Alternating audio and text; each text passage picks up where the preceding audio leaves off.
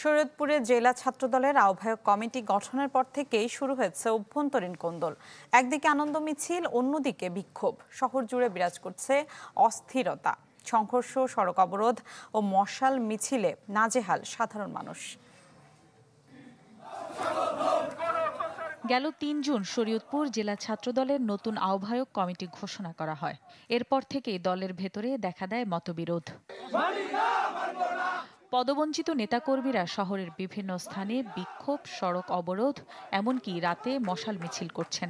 অন্যদিকে যারা নতুন কমিটিতে জায়গা পেয়েছেন তারাও আনন্দ মিছিল করছেন। রাজপথে একের পর এক কর্মসূচি দিন দিন রূপ নিচ্ছে সংঘর্ষে।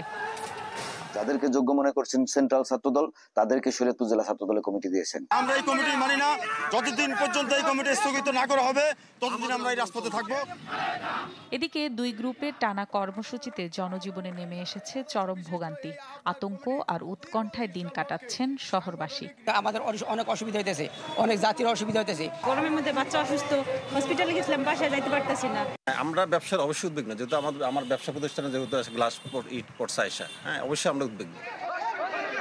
এরই মধ্যে ছাত্রদলের সাবেক সভাপতি ও বিএনপির প্রচার সম্পাদক রুহুল আমিন মুন্সিকে পিটিয়ে গুরুতর আহত করেছে পদবঞ্চিত নেতাকর্মীরা।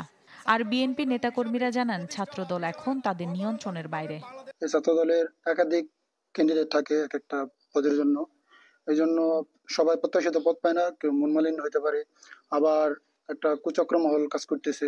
অবশ্যই সেরকম আছে, হয়তো বা কতিপয় ছাত্র নেতা এখানে মানতেছে না, বা কতিপয় ব্যক্তির নেতৃত্বে কারণে আজকে আমাদের এই রাগ ক্ষোভে প্রকাশ পেয়েছে।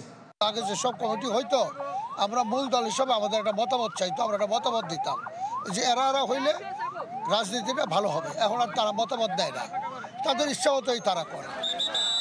প্রশাসন আর রাজনৈতিক হস্তক্ষেপ না এলে পরিস্থিতি আরও জটিল হতে পারে বলে আশঙ্কা সাধারণ মানুষের। Desk report, channel 24।